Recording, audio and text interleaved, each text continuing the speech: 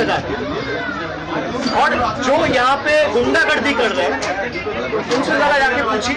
हमारे पास सारा video evidence है। यहाँ पास में कम्युनिटी हॉल है, सुबह 11 बजे से ले आके उस कम्युनिटी हॉल में गुंडों को रखा गया पत्थरबाजी करने के लिए। ये देखिए मेरा चश्मा का क्या हाल किया, देखिए मेरा चश्मा का क्या हाल किया।